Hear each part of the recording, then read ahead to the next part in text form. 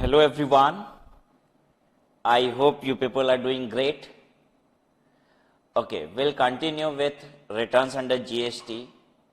Last class में हमारी जो बात खत्म हुई थी वो थी QRMP स्कीम पे।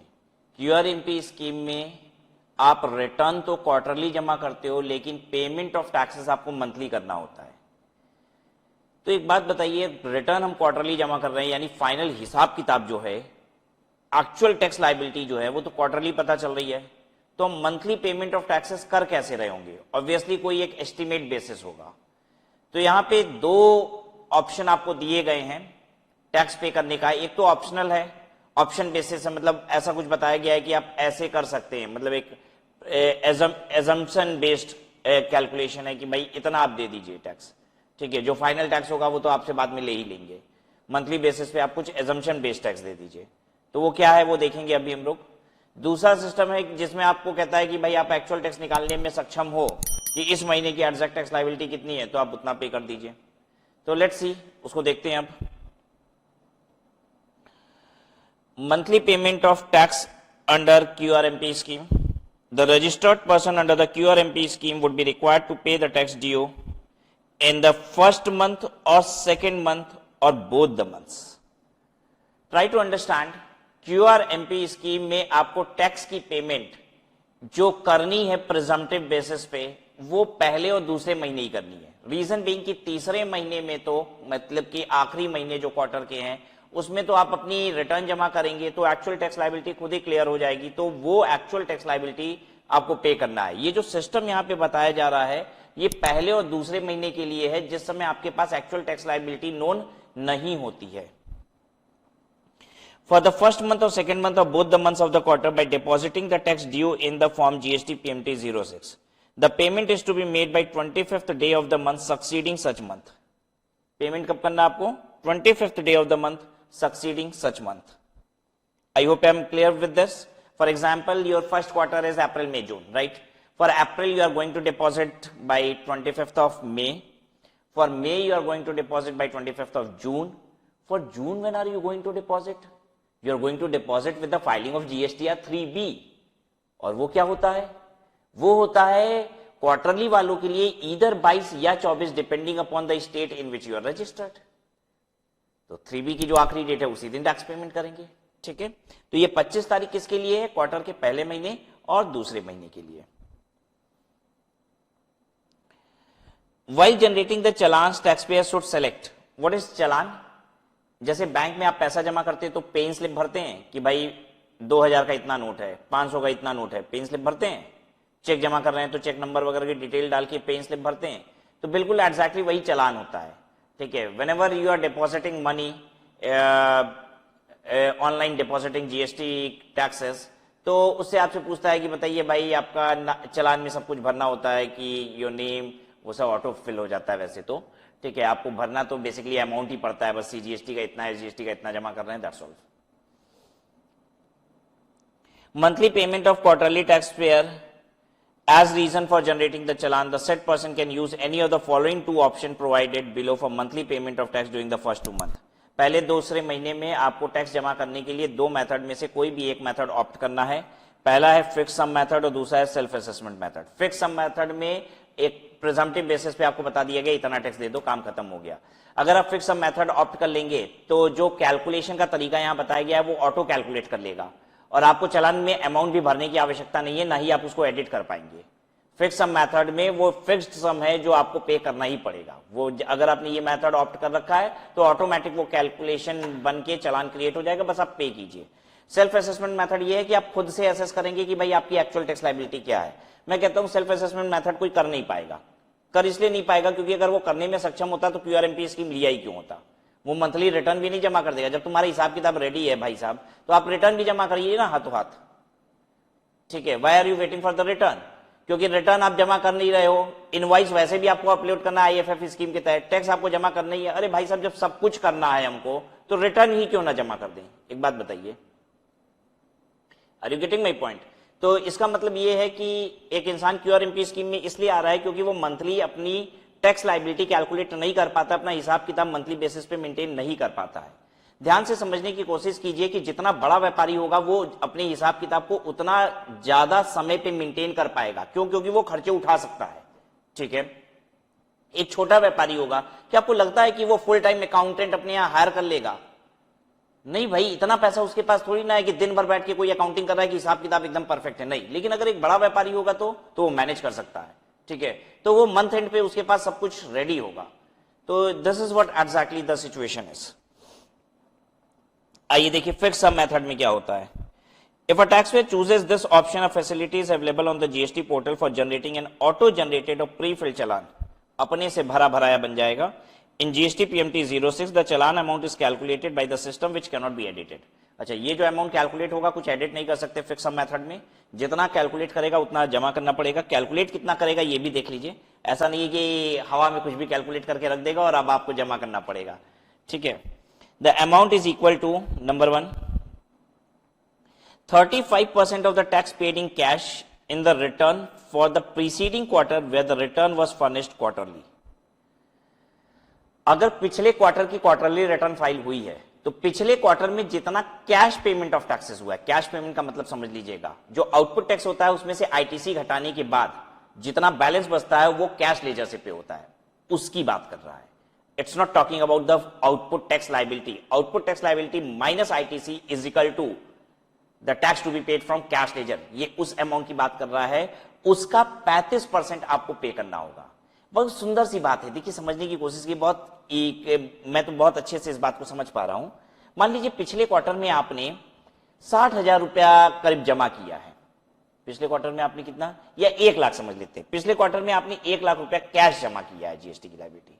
तो मोटा मोटी गवर्नमेंट क्या समझ रही है कि आपकी 1 महीने की लाइबिलिटी कितनी होती है। पिछले क्वार्टर में अगर 1 लाख रुपया जमा किए, यानी मोटा मोटी मेरी 1 महीने की लाइबिलिटी होती है 33,333 रुपया।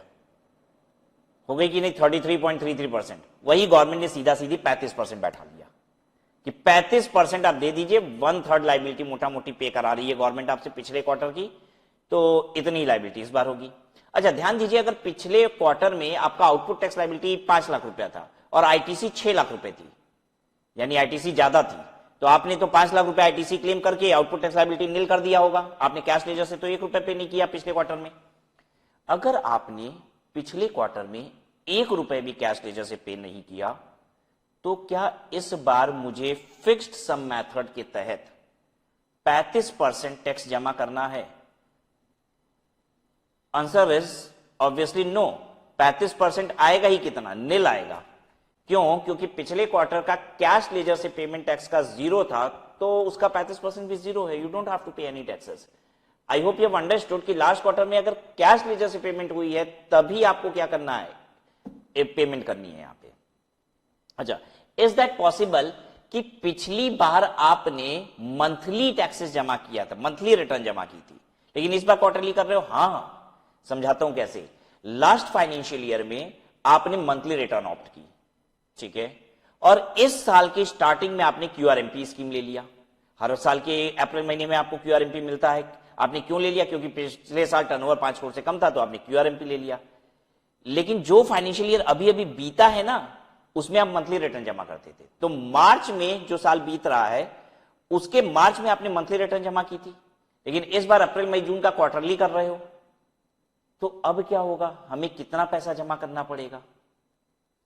तो हमें आखिरी महीने में जितना आपने जमा किया था मार्च महीने में, उतना ही पैसा आपसे अप्रैल में जमा कराया जाएगा, उतना ही पैसा आपसे मई में भी जमा कराया जाएगा। ठीक है, क्योंकि 1 महीने की लाइबिलिटी बस आपको पता है ना, तो आखिरी जो मार्च महीना था उतना ही अप्रैल में जमा करेंगे, मई में जमा करेंगे, जून में नहीं। जून का तो हम क्या करेंगे, आप 3B फाइल करेंगे जब, तो एक्चुअल जो टैक्स लाइबिलिटी आएगी माइनस जितना आपने ऑलरेडी अप्रैल और मई में जमा किया है, वो डिफरेंस आपसे जमा कराएंगे। ठीक है, तो 35% of the tax paid in cash वाली बात को याद रखिएगा। In the return for the immediately preceding quarter where the return was furnished quarterly, और second the tax liability paid in cash in the return for the last month of the immediately preceding quarter where the return was furnished monthly.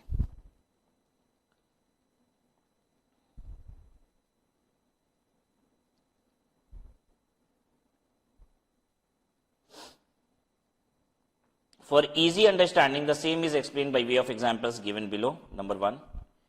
In case the last return filed was on quarterly basis for the quarter ending March, tax paid in cash in quarter January to March. अगर मान लीजिए पिछले quarter में जनवरी to मार्च वाले quarter में आपने CGST 100 रुपए जमा किया था, it's talking about a quarter in which you submitted 100 rupees of CGST, you'll have to pay 35% in the month of April and also 35% in the month of May. यानी 35 रुपए आप अप्रैल में जमा करेंगे, 35 रुपए आप मई में जमा करेंगे. अप्रैल में जमा करेंगे का मतलब अप्रैल महीने में नहीं जमा करेंगे, मतलब समझ लीजिए कि अप्रैल की जो लाइबिलिटी होती है वो आपको कितना 35 रुपए जमा करना है. अप्रैल की लाइबिलिटी कब जमा करनी होती है? अगले महीने की 25 तारीख. ये तो भूले नहीं ना हो. देखो, when are you going to deposit? 25th day of the succeeding month. तो देखिए अप्रैल और मई का आपको 35 रुपया जमा करना पड़ेगा. अप्रैल वाला जमा करोगे 25 मई को, मई वाला जमा करोगे 25 जून को, और फिर जून वाला 3B के साथ जमा करोगे. ठीक है, कब? 22 या फिर 24 जुलाई को. ये क्वार्टरली वालों के लिए बता रहे हैं. एग्जैक्टली सेम एसजीएसटी का भी 35%, आईजीएसटी का भी 35% कर दिया, सेस का भी 35%. अगर मान लीजिए पिछली बार क्वार्टरली नहीं मंथली फाइल हुआ था, जैसे मार्च का आपने मंथली फाइल कर रखा था, तो भाई अप्रैल और मई दोनों में जितना मार्च में जमा किए थे एग्जैक्ट अमाउंट देखिए जो करा रहा है आपसे जमा, एग्जैक्ट 80 का 80, नील तो नील. ठीक है. Now second is self assessment method. ठीक है,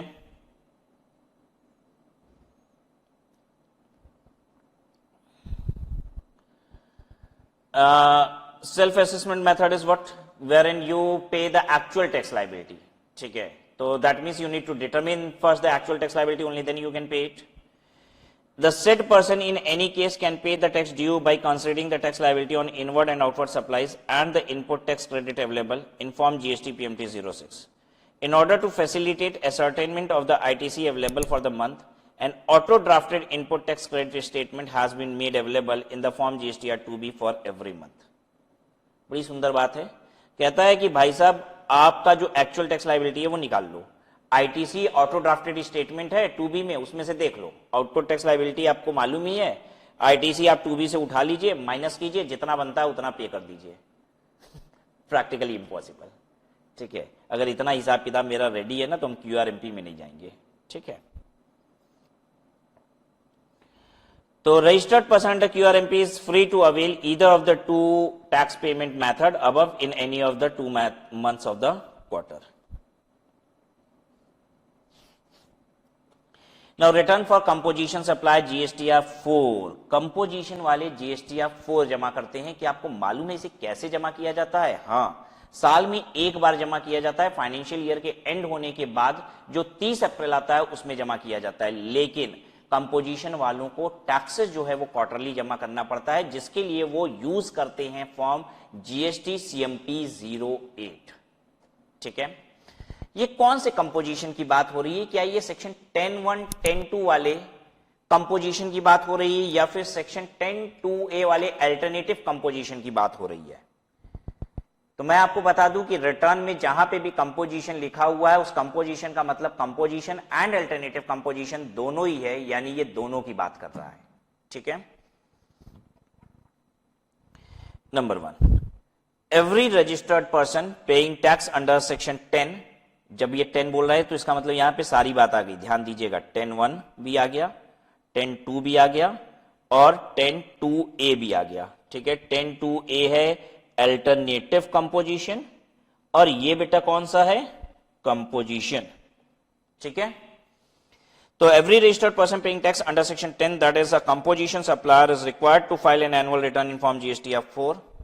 second, the persons required to file GSTR 4 are also required to furnish a statement in the form GST CMP 08 containing details of payment of self-assessed tax for every quarter or part of the quarter by 18th day of the month succeeding each quarter.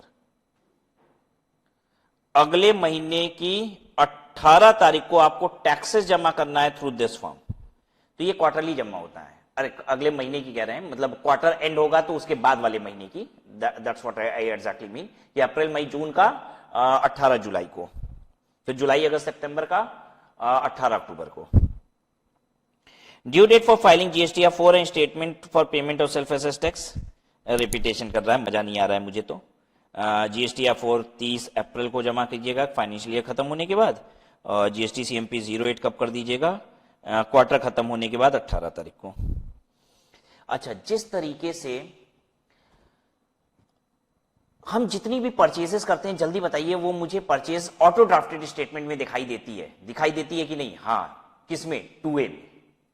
ठीक है, auto drafted statement तैयार होता है 2A में, जिसमें मुझे अपनी सारी परचेजेस दिखाई देती है 2A के पार्ट ए में, राइट?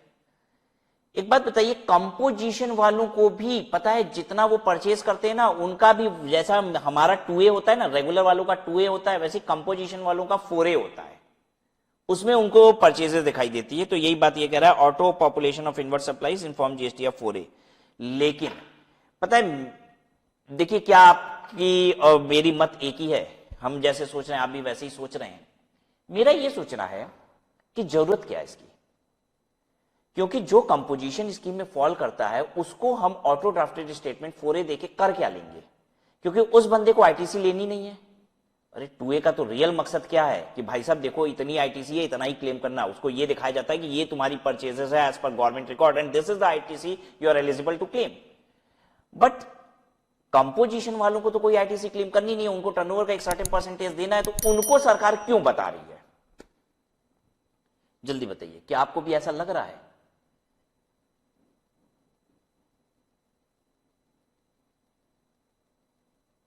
लग तो रहा होगा, लेकिन अब मैं आपको रियल बात बताता हूं। रियल बात तो यह है कि सरकार बैंड बजाने के लिए यह कर रही है। अब वो कैसे बजा रही है वो मैं आपको सिखाता हूं। एक बात बताइए, क्या आपको ऐसा लगता है कि नहीं कि कंपोजिशन की लिमिट जो है वो 1.5 करोड़ साल की है? क्या बहुत सारे लोग 1.5 करोड़ रुपए से ऊपर का टर्नओवर करते होंगे, लेकिन झूठ बोलते होंगे सरकार से कि हम 1.5 करोड़ का टर्नओवर करते हो, कंपोजिशन में चले जाते होंगे? हाँ, अरे ऐसा तो बहुत लोग करते होंगे।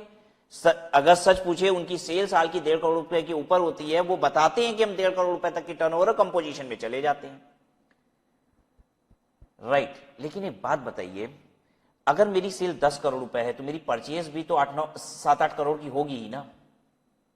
होगी, स्वाभाविक सी बात है भाई। माल खरीदे, उसको बेचेंगे, थोड़ी कमाई हुई होगी। मान लो 10 करोड़ रुपए का बेचे माल, तो खरीदे भी तो हैं उसको भाई, 8 करोड़ रुपए की खरीद भी तो होगी। अब 4A में जब आपकी परचेज 8 करोड़ रुपए दिखने लग जाएगी, तो क्या आप 1.5 करोड़ रुपए की सेल है ये बोल पाओगे? सरकार आपको डरा रही है 4A दिखा के, कह रही है देखो तुम्हारी परचेज कितनी है पता है, ज्यादा मत इतराओ और चतुराई ना दिखाओ कि तुम बताओगे सेल कम है तो हम मान जाएंगे। तुम्हारी खरीदारी कितनी है ये हमको पता है। जब तुम्हारी खरीदारी हमको पता है तो ऑब्वियसली सेल उससे ज्यादा होगी ना।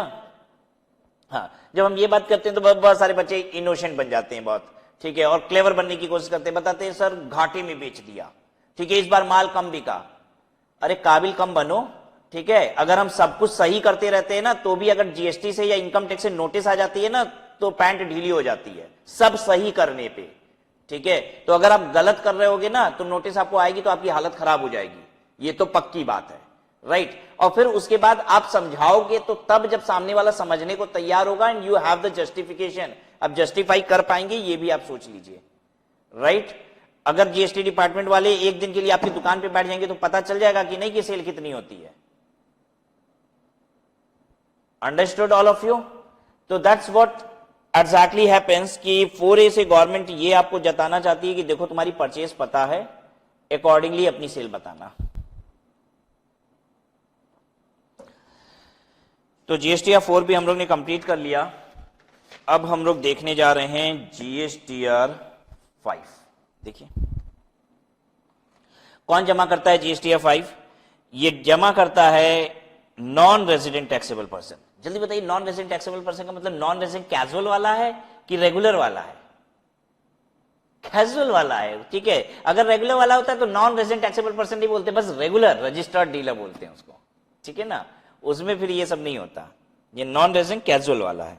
मैंने तो बताया भी, सरकार इसका नाम कैजुअल अगर लगा देती ना तो जनता को बहुत आराम हो जाता। चलो कोई नहीं।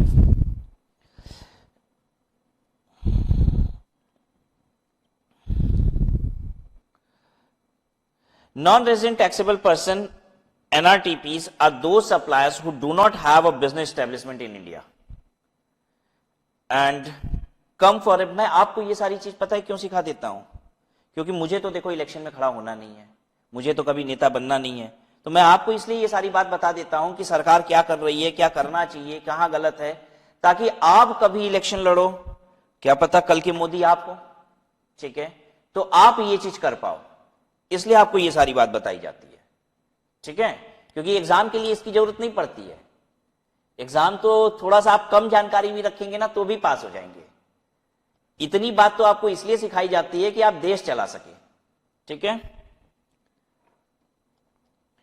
Non resident taxable persons are those suppliers who do not have, आप भी कहोगे कि सर देश चलाने के लिए तो चाय बेच के भी लोग चला ले रहे हैं, ठीक है, इतनी पढ़ाई तो किसी ने नहीं की है, आप क्यों ऐसा कह रहे हैं, तो I just make you understand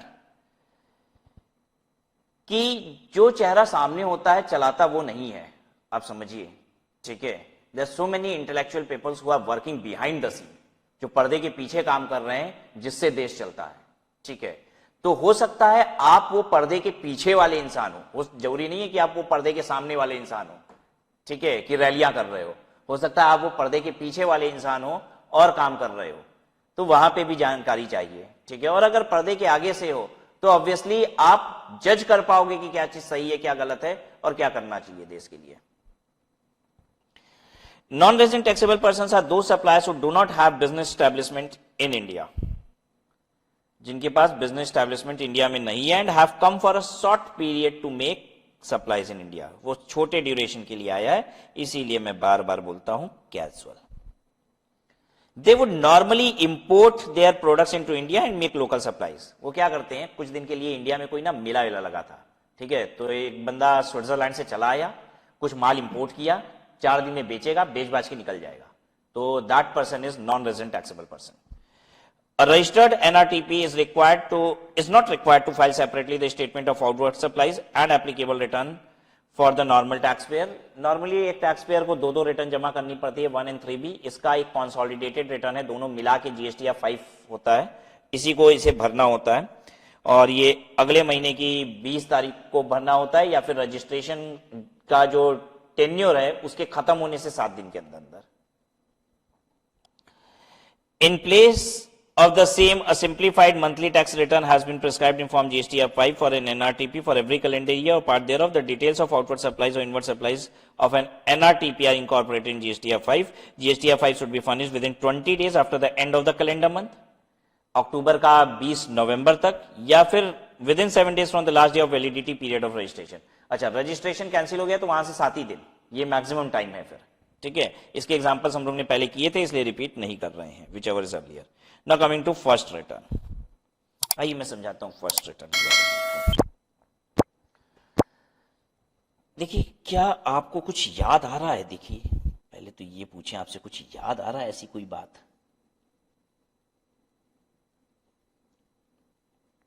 किसी जमाने में आपको मैंने सिखाया था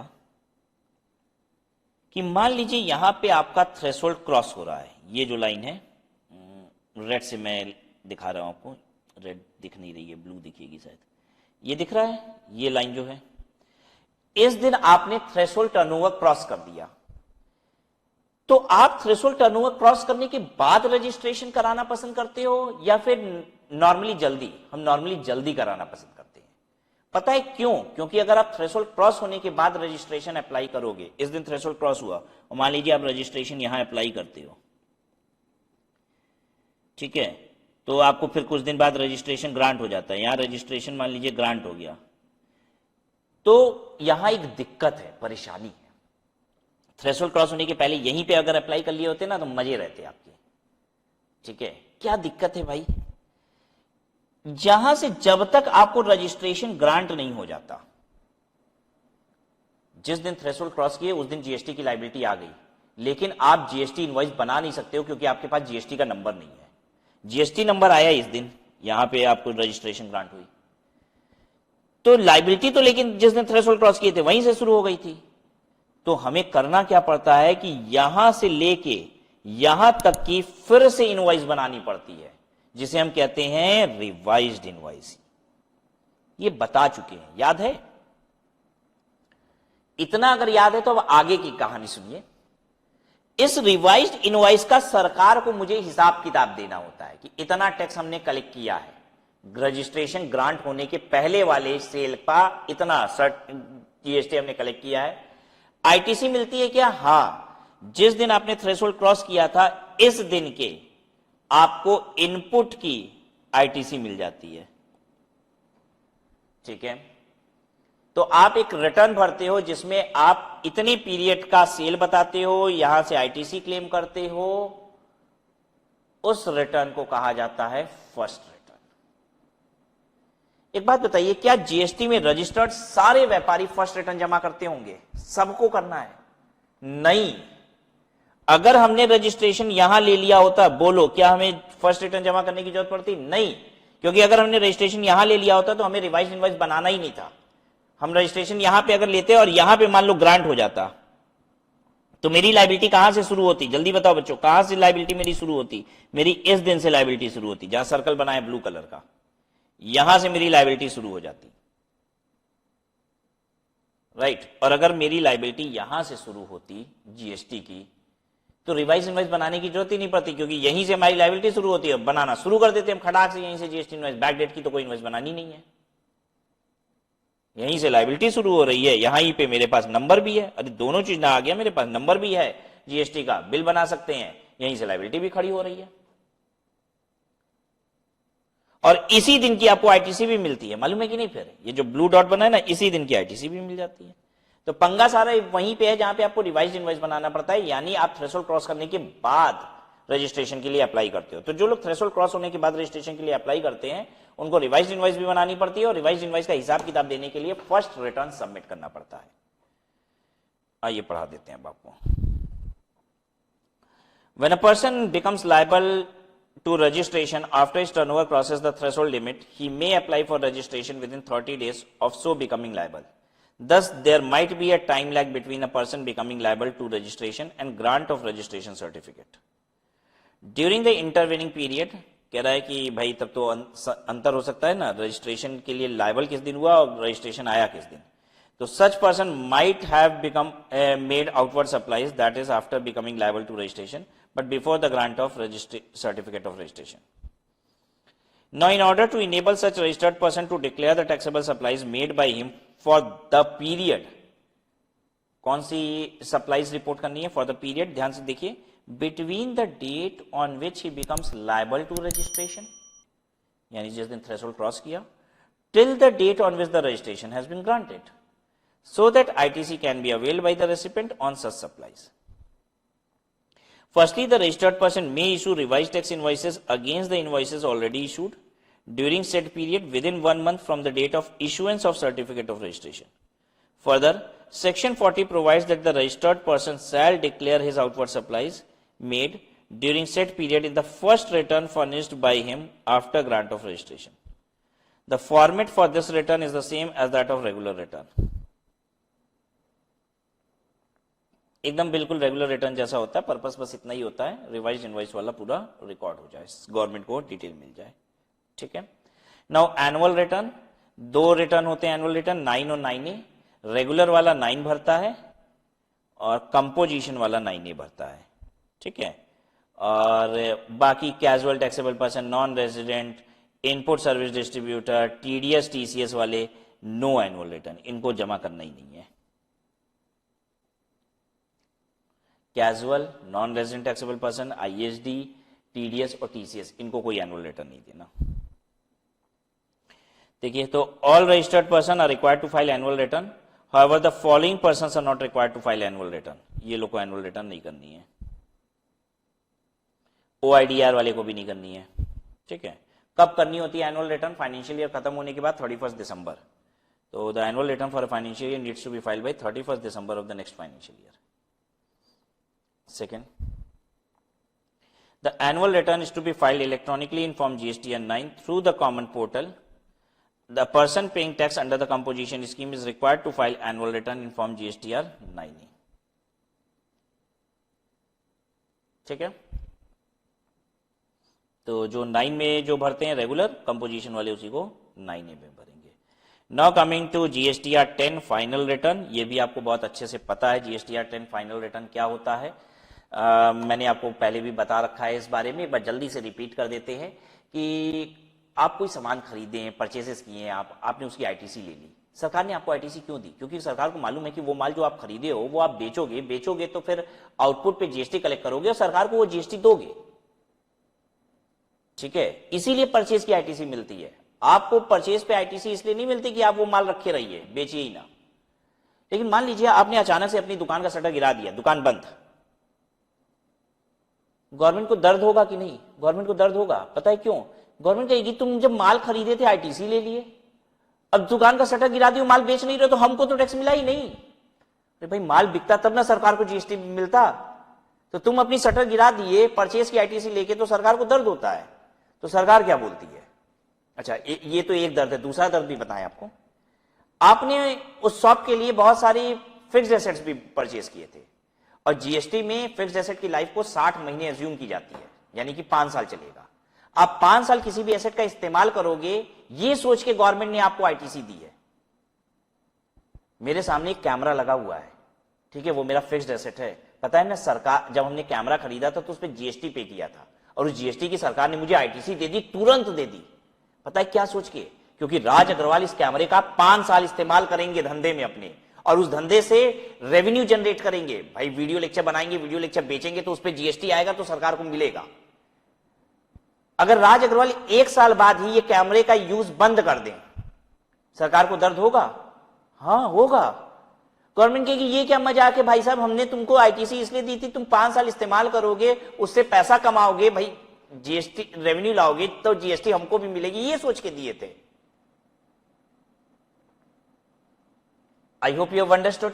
तो अगर हमने अपनी दुकान का शटर गिरा दिया तो गवर्नमेंट को तकलीफ हो जाती है कि फिक्स्ड एसेट 60 महीने यूज हुआ है कि नहीं, और जो माल बचा हुआ है उसके तो टैक्स मिला नहीं। तो गवर्नमेंट कहती है कि जितना माल बचा हुआ है ना वो सारा बिक गया, हम ये मान लेंगे सब बिक गया, तो जितना जीएसटी आना चाहिए था ना उतना दो। दूसरा, अब जो फिक्स्ड एसेट आपने प्रयोग 60 महीने से कम किया है वो जितना कम प्रयोग हुआ है उसके प्रोपोर्शनेट आईटीसी भी वापस करो। और ये सब कराती है GSTR 10 which is final return, ठीक है। Every registered person who is required to furnish return under section 39(1) whose registration has been surrendered or cancelled is required to file return electronically in GSTR return through the common portal. The final return has to be filed within 3 months of date of cancellation or date of order of cancellation. Date of cancellation का मतलब होता है सीधे आपको cancellation certificate मिल जाता है। Date of order of cancellation का मतलब ये होता है कि सरकार कभी कभी आपको ऑर्डर ऑफ कैंसिलेशन तो दे देती है लेकिन सर्टिफिकेट नहीं पकड़ाती, ठीक है। ऑर्डर ऑफ कैंसिलेशन से आप इतने निश्चिंत हो सकते हो कि आगे अब आपके ऊपर जीएसटी की लायबिलिटी नहीं है, जीएसटी के दायरे से अब आप बाहर हो चुके हो, लेकिन अभी पुराना हिसाब किताब आपका बाकी है वो कर दीजिए, फिर सर्टिफिकेट ले लीजिएगा। तो जो भी बेसिकली आपके केस में बाद में हुआ है वहां से 3 महीने के अंदर अंदर आप अपनी जीएसटीआर 10 फाइल कर दीजिएगा, ठीक है। Now coming to GSTR 11, GSTR 11 UIN वालों के लिए होता है रिफंड लेने के लिए, ठीक है। तो जिनके पास यूआईएन होता है, एम्बेसीज वगैरह जो हमारे देश में मेहमान नवाजी कर रहे हैं, तो वो जितनी भी परचेजेस करते हैं ना वो सारा जीएसटीआर 11 में दिखाई देता है उनको। क्यों? क्योंकि वो जहां से भी परचेज करते हैं उनको यूआईएन देते हैं, और जो सेलर होता है, सप्लायर होता है, वो यूआईएन को जीएसटी नंबर की तरह ट्रीट करके B2B इनवॉइसेस बनाता है और अपने जीएसटीआर 1 में B2B की तरह उसे रिपोर्ट करता है। इसीलिए सारी चीज जीएसटीआर 11 में दिखाई देती है। जैसे अगर हम कोई दूसरे सब रेसिपेंट होते तो हमें जीएसटीआर 2A में दिखता, लेकिन अगर हम यूआईएन वाले हैं तो हमको कहां दिखाई दे रहा है? 11 में दिखाई दे रहा है। हम बस देखते क्या है कि अच्छा ये मेरी परचेज है कि नहीं है, एक्सेप्ट कर लेते हैं, फाइल कर देते हैं, जितना उसमें टैक्सेस होता है, जीएसटी होता है, वो खाते में मेरे पैसा आ जाता है, रिफंड आ जाता है। तो रिफंड लेने के लिए जीएसटीआर 11 फाइल किया जाता है।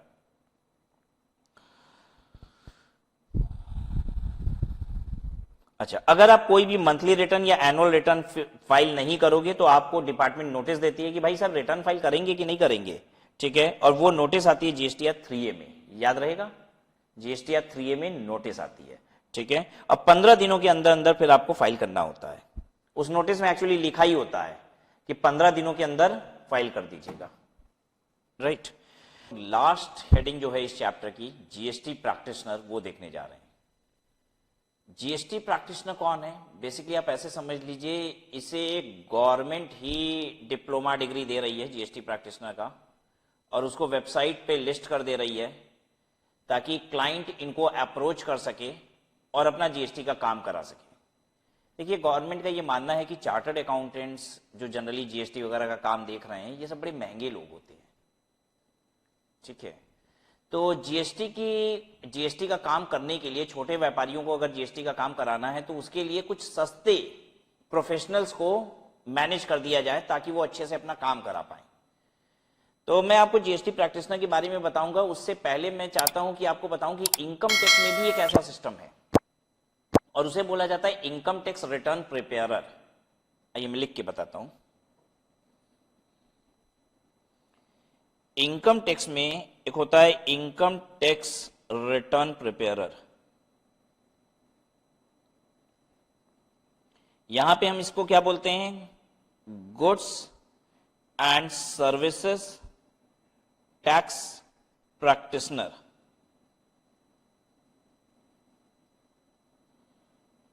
जीएसटीपी बोलते हैं, income tax return preparer, ITRP, income tax return preparer. Income tax return preparer का कॉन्सेप्ट जो इनकम टैक्स में ना, जीएसटीपी का कॉन्सेप्ट जीएसटी में एकदम अलग है, लेकिन फिर भी आपकी नॉलेज के लिए थोड़ा बताते हैं, आपको भी मजा आएगा। आईटीआरपी क्या है, पहले इसके बारे में बताते हैं। ये इनकम टैक्स में होता है कि अगर आपको अपनी इनकम टैक्स की रिटर्न भरवानी है तो आप आईआरटीपी को बुला के भरवा लीजिए। होता क्या है कि दिसंबर के महीने में एमसीक्यू एग्जाम कंडक्ट कराती है, ये आईआरटीपी का एग्जाम होता है, ठीक है, आईटीआरपी का एग्जाम होता है। गवर्नमेंट इसमें एमसीक्यू पेपर होता है, दिसंबर के महीने में होता है। वो अगर आप क्वालिफाई कर लिए, ग्रेजुएशन वाले ही कर सकते हैं इसको, जो ग्रेजुएट है। इस एग्जाम को क्वालिफाई करने के बाद आपकी 6 महीने की गवर्नमेंट ट्रेनिंग कराती है इनकम टैक्स की। उसमें आपको फॉर्म कैसे भरा जाता है ये सब सिखाया जाता है, ठीक है। और उसके बाद आप रेडी हो लोगों की रिटर्न भरने के लिए। लेकिन आप भी समझ सकते हो ये ट्रेनिंग गवर्नमेंट करा रही है, वो ट्रेनिंग कितनी कैसी होती होगी और कितना बच्चा सीख जाता होगा, ठीक है।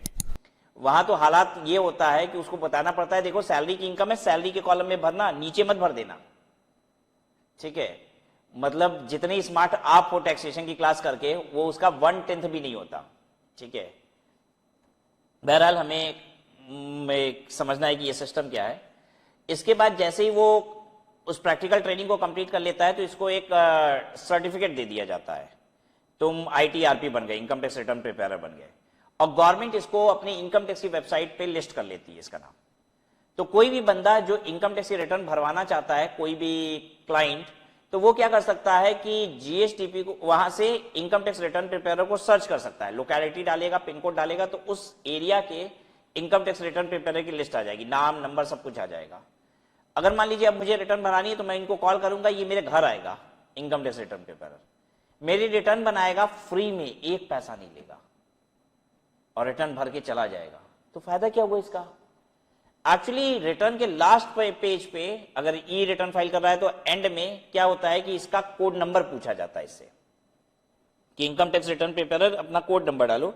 ये उसमें अपना कोड नंबर डालेगा तो इसको कमीशन इसके खाते में आ जाता है। तकरीबन शायद आज गवर्नमेंट 250 रुपया देती है एक रिटर्न बनाने का, ठीक है। अब जब बताइए कि इन लोगों से रिटर्न कौन भरवाता होगा? इन लोगों से पता है रिटर्न कौन भरवाता है? जो कि जिनकी इनकम तो टैक्सेबल इनकम है लेकिन टैक्स नील है। जैसे अगर आपकी ग्रॉस टोटल इनकम 2.5 लाख रुपए से ऊपर है तो आपको रिटर्न तो फाइल करना है, लेकिन टैक्स आपका बनेगा नहीं। क्यों? क्योंकि 5 लाख रुपए तक टैक्स नहीं बनता, राइट। लेकिन रिटर्न तो फाइल करनी है। तो ऐसे लोग जिनको टैक्स नहीं होता है, बहुत छोटे लोग होते हैं, ये लोग क्या करते हैं, इनसे रिटर्न भरवा लेते हैं। नॉर्मली गवर्नमेंट को टैक्स एक्सेस भी नहीं मिलता है, 250 रुपए का उल्टे घाटा ही हो रहा है। तो गवर्नमेंट करवा क्यों रही है? गवर्नमेंट करवा इसलिए रही है, गवर्नमेंट कह रही है डाटा तो आ जाए। गवर्नमेंट कह रही है कि तुम बताओ तो सही कि तुम कितना कमाते हो। तुमने बोला कि हम कमाते हैं 2 लाख रुपया, मान लो तुमने बोला तुम कमाते हो 3 लाख रुपया। गवर्नमेंट कह रही है कोई बात नहीं बेटा, तुम 3 ही लाख रुपया बोलो, कागज लाओ, लिख के दो। कह रही 4 साल बाद जब हमारी एफिशिएंसी इतनी हो जाएगी ना, तो फिर पकड़ के तुमसे पूछेंगे, जब हम पता लगा लेंगे तुम कितना कमाते हो, तो तुमसे पूछेंगे कि तुम तो 3 लाख बता रहे थे ना, कमाते तो 30 लाख रुपया हो। और ये बात समझ में, गवर्नमेंट डाटा कलेक्ट कर रही है, इकट्ठा होने दो, ठीक है। कभी ना कभी इसका मतलब ये नहीं होता है कि वंस अभी 4 दिन में कुछ नहीं हुआ तो कुछ नहीं होगा। अरे जो आपको याद है जो नोटबंदी हुई थी 2016 में, 2016 में हुई थी ना, हाँ 2016 में जो नोटबंदी हुई थी, 2 साल 3 साल बीत गए तो लोगों को लगा कि अच्छा अब कुछ नहीं होने वाला है। हमने धकाधक उसमें नोटबंदी में कैश जमा किया था, गवर्नमेंट पूछने भी नहीं आई कि कहां से पैसा आया था। 5-5 साल बाद लोगों को नोटिस मिली, तो उनके होश खुल गए कि अच्छा ऐसा नहीं है, गवर्नमेंट शांत बैठती है, कभी भी मन आता है तो कुछ भी कर डालती है। ठीक है,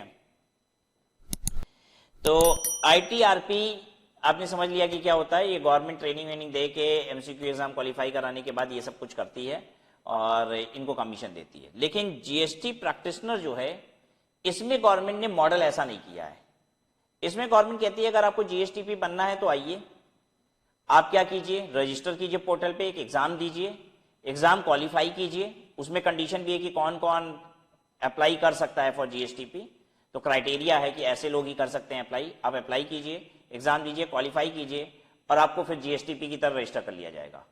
फिर GSTP की तरह रजिस्टर करने से फायदा ये होगा कि GST के पोर्टल पे कोई भी GSTP को सर्च करेगा तो आपका भी नाम दिखाई देगा एरिया वगैरह के साथ, अगर वो सर्च करेगा तो वो आपको ऑनलाइन ही GST के पोर्टल से काम भी अलॉट कर सकता है, तुरंत काम असाइन कर सकता है कि ये आपका काम है।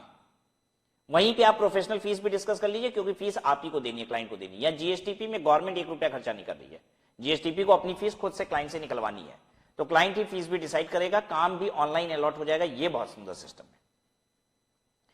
इसमें खास बात यह भी है कि अगर मान लीजिए हम GSTP से सिर्फ GSTR 1 भरवाना चाहते हैं, 3B नहीं भरवाना चाहते, तो कोई बात नहीं, आप सिर्फ GSTR 1 ही क्या कीजिए, असाइन कीजिए उसको GSTP को, तो पता है वो GSTP अपनी लॉगिन से आपका GSTR 1 भरेगा, लॉगिन अपनी ही करेगा, लेकिन आपका GSTR 1 भर पाएगा उस लॉगिन से भी, है कि नहीं। अच्छी चीज, यानी आपकी लॉगिन से नहीं भरेगा। अगर कल को कोई प्रॉब्लम होती है, कुछ गड़बड़ भी होता है, तो you can make him liable even कि भाई देख तूने ये फाइल किया था। अगर आपका ID पासवर्ड लेके फाइल कर रहा होता तो पता ही नहीं चलेगा कौन फाइल कर रहा था, राइट। जिस तरीके से आप ऑनलाइन ही उसे काम असाइन करते हो, वैसे ही आप ऑनलाइन काम छीन भी सकते हो उससे। अगर आपको पसंद नहीं आ रहा है उसका काम, तो आप छीन सकते हैं उससे काम। तो ये मोटा मोटी मॉडल है GSTP का। आइए पढ़ते हैं अब इसको।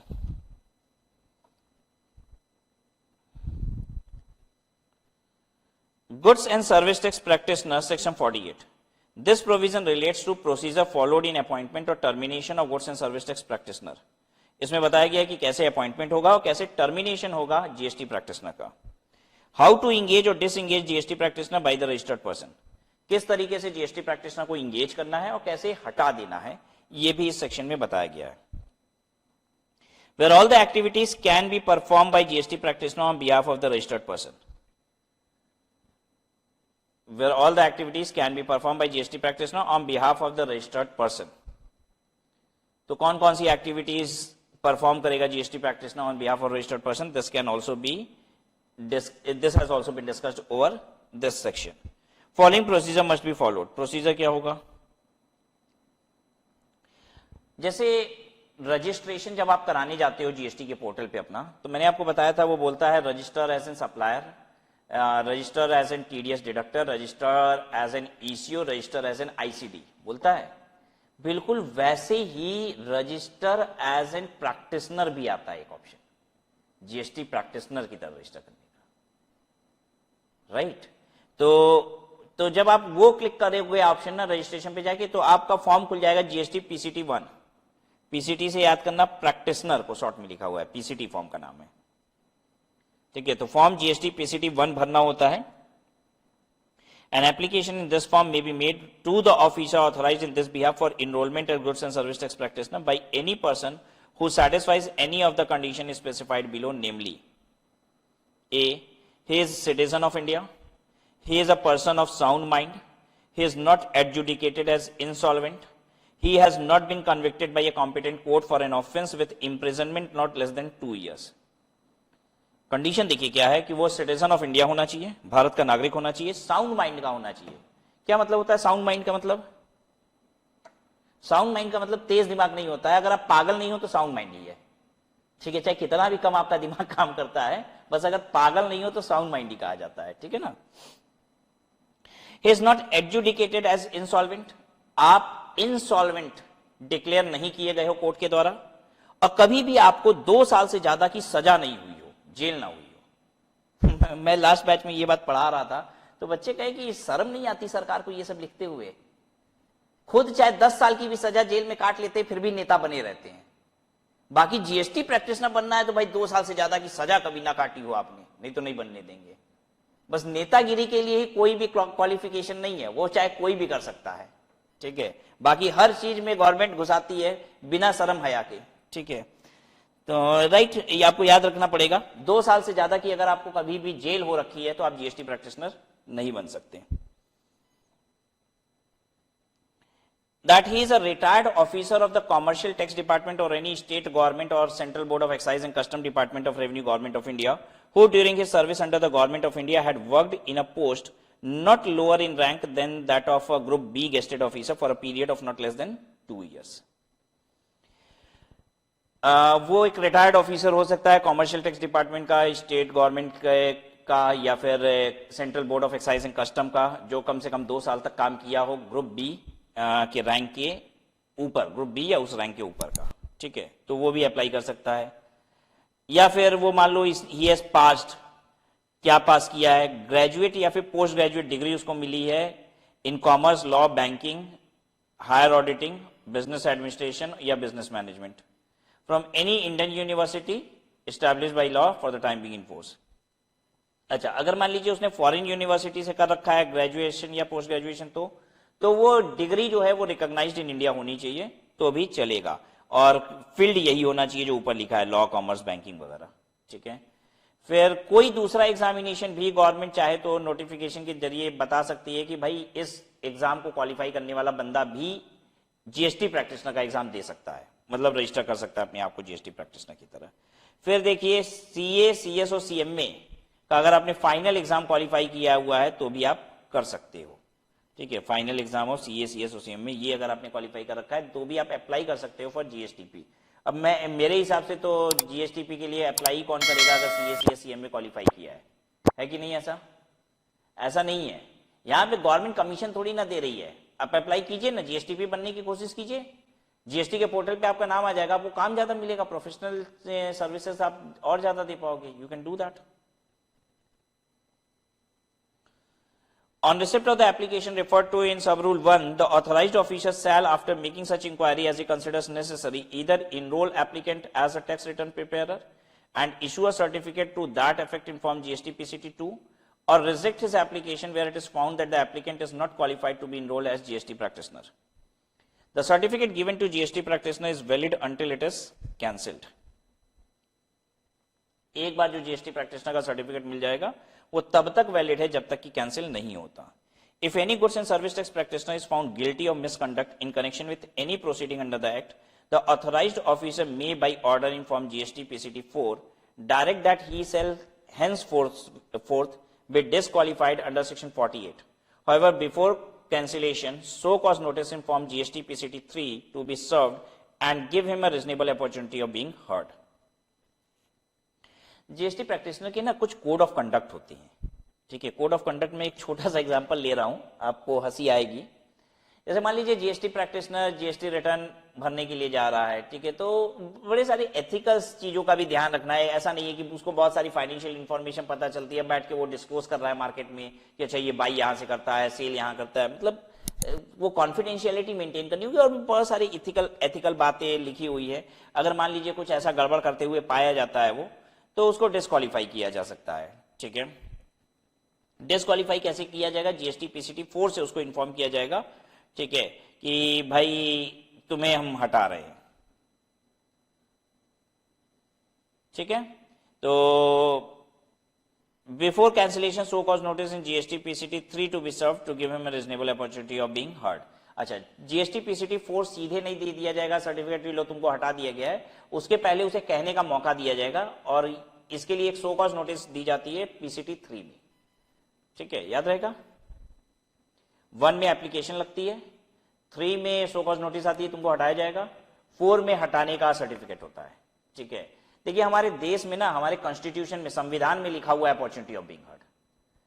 मैं आपको एक समझाता हूं, एक बहुत सिंपल सी बात। मान लीजिए आप मर्डर कर रहे हो, ठीक है, और जब आप मर्डर पब्लिकली आपने मर्डर किया है, एकदम खुले रोड पे मर्डर किया है, ठीक है, वहीं पुलिस आपको पकड़ती है और सीधे आप कोर्ट जा रहे हो। कोर्ट में जो जज साहब सामने बैठे हुए हैं ना, जब आप मर्डर कर रहे थे तो जज साहब की गाड़ी वहीं से जा रही थी, बल्कि जज साहब ने तो विंडो नीचे करके आपको अच्छे से देखा भी था। अब मुझे ये बताओ कि जज साहब आपसे पूछेंगे कि आपने मर्डर क्यों किया, कैसे किया, या उनको तो सब पता ही है, सीधे फांसी पे लटकाएंगे? तो वो तो सब देख ही रखे हैं, तब भी आपसे पूछा जाएगा। पता है क्यों? क्योंकि हमारे संविधान में लिखा हुआ है अपॉर्चुनिटी ऑफ बीइंग हर्ड, बिना सुने आपको कोई सजा नहीं दी जा सकती है। कुछ भी बकवास बोलो बोलो, तुम्हें सुनने का मौका दिया जाएगा, ये हमारे संविधान में लिखा हुआ है, उसके बिना कुछ हो ही नहीं सकता है। तो भाई यहां तो अपॉर्चुनिटी ऑफ बीइंग हर्ड दिया ही जाएगा, जीएसटी प्रैक्टिशनर से हटाया जा रहा है। तो फिर आगे है fifth point, any person against whom an order of disqualification under sub rule 4 is made may within 30 days from the date of the order under sub rule 4 appeal to the commissioner against such order. A list of goods and service tax practitioner enrolled under sub rule 1 shall be maintained on the common portal in form GST PCT 5, and the authorized official may make such amendment to the list as may be necessary from time to time by reason of any change of address or death or disqualification of any goods and service tax practitioner. ये क्या है? Government, मैंने बताया एक list बनाती है GST practitioner की, हाँ वो होता है जीएसटी पीसीटी 5। ये लिस्ट ऑफ प्रैक्टिशनर है, ये लिस्ट है, लिस्ट ऑफ जीएसटी प्रैक्टिशनर। क्या ये लिस्ट बदलती रहती है? हाँ, कह रहा है कि इस लिस्ट में ना बदलाव होता रहता है। क्यों बदलाव होगा? अब मान लो कोई प्रैक्टिशनर बना था, वो मर गया, तो लिस्ट में से नाम हटेगा। कोई अनएथिकल काम कर दिया, डिस्क्वालीफाई करना पड़ा उसको, हटेगा।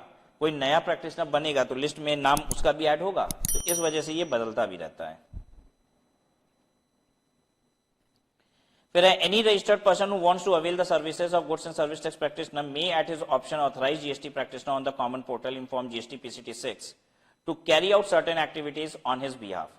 Similarly, registered person at any time can disengage the GST practitioner through common portal by withdrawing such authorization in form GST PCT 7. ये क्या है? ऑथराइज किया जाता है जीएसटी पीसीटी 6 से कि भाई तू मेरा अब ये काम कर, जीएसटीआर 1 और 3 भी फाइल कर, ठीक है।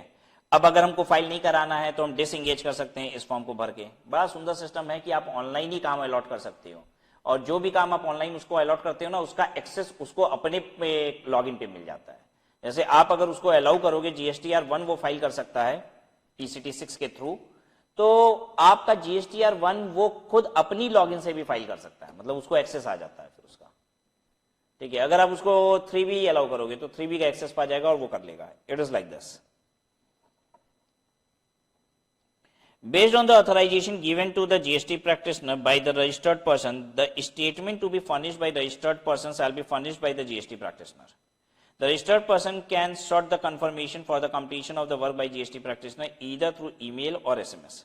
The statement furnished by GST practitioner shall be available in the common portal for review and confirmation by the registered person. ठीक है, क्लियर है।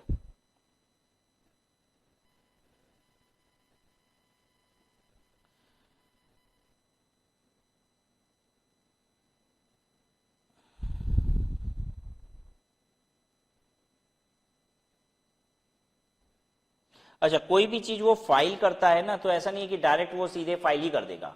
जैसे कोई भी रिटर्न है वो पहले भर दिया, तो आपके पास वो रिव्यू के लिए आएगा, आप उसको चेक कर लीजिए, ठीक है, और उसके बाद वो फाइल करेगा। इवन ये भी पॉसिबल है कि आप उसको कह दीजिए कि भाई तुम जब भी कोई भी फॉर्म भरते हो तो रिव्यू के लिए हमको मेल पे कंफर्मेशन मांग लिया करो, एसएमएस कर दिया करो ताकि मैं उसको रिव्यू कर लूं। ये भी पॉसिबल है। अच्छा, अब अगर रिव्यू के लिए आपके पास आया है लेकिन आज लास्ट डेट है, आपने सबमिट नहीं किया, अभी तक रिव्यू नहीं किया है, तो बिना रिव्यू के वो सबमिट कर सकता है। भाई आपको तो रिव्यू करने के लिए 4 दिन दिया, आज आखिरी डेट है सबमिट करने की, तो अभी तक आप रिव्यू नहीं किए हो तो वो आपके बिना रिव्यू के भी सबमिट कर सकता है। A GST practitioner can undertake any or all of the following activities on behalf of the registered person, if so authorized by the registered person to furnish details of outward and inward supplies, furnish monthly, quarterly, annual and final return, make deposit for credit into the electronic cash ledger, claim for refund, file an application for amendment or cancellation of registration. 10th, any registered person opting to furnish his return through a GST practitioner shall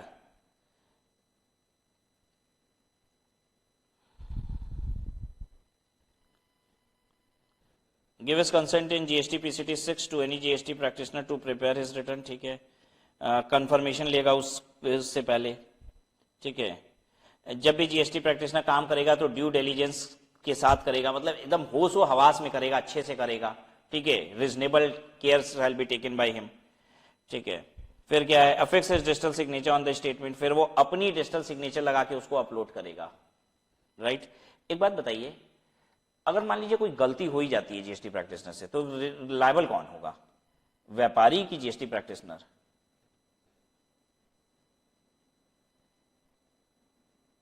वो व्यापारी ही liable होगा, ठीक है। कभी कभी लोगों को confusion होता है वो जीएसटी प्रैक्टिशनर हो जाएगा, वो क्यों हो जाएगा भाई साहब, जिसका काम है वही होगा। मान लीजिए आपने मर्डर नहीं किया था लेकिन वकील साहब केस हार गए, तो आपको तो फांसी हो गई, कौन रिस्पॉन्सिबल है, वकील साहब?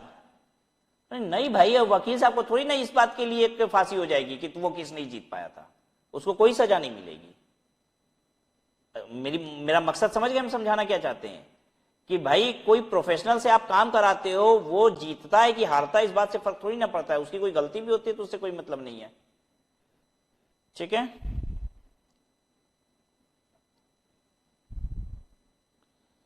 So this was all about this chapter. I'm sure you must have learned a lot from this chapter. Now we are going to do MCQs.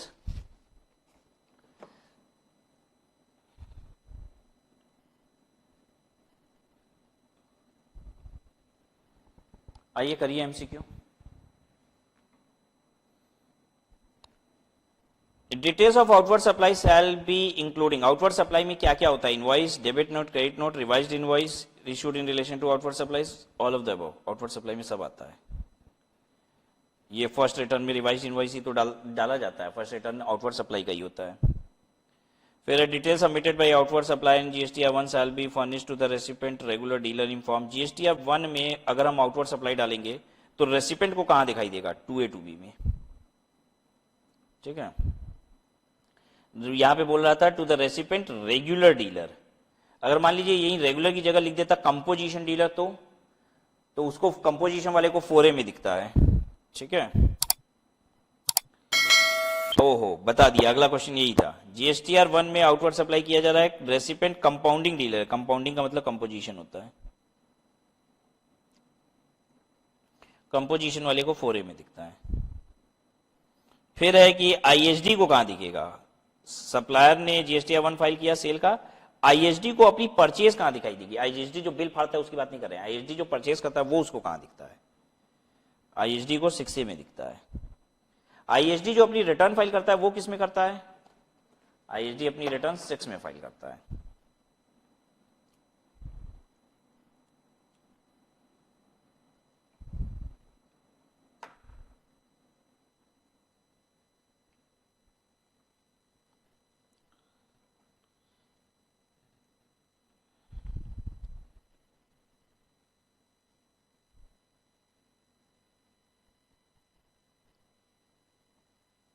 The certificate of details of tax deducted by the deductor shall be furnished to the deductee in form 7A. 7 में TDS deductor अपनी return जमा करता है और 7A में certificate निकाल के दे देता है। सर्टिफिकेट तो तुरंत आ जाता है जमा करते ही रिटर्न, 5 दिनों के अंदर उसको बांटना भी होता है ये। नेक्स्ट क्वेश्चन है 6th, if input credit claimed by recipient is more than the output tax declared by the supplier, or if the supplier has not declared the outward supply, then excess amount claimed as input is added to the output tax liability of the recipient।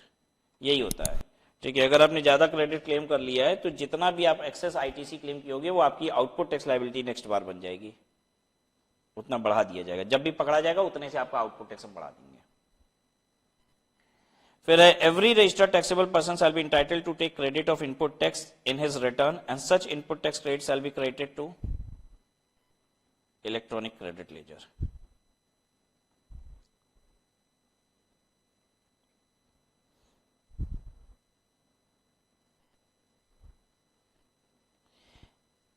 The due date for furnishing the annual return for every financial year by every registered taxable person other than ISD, non-resident taxpayer, a person paying tax under section 10, 51 or 52 and a casual taxable person is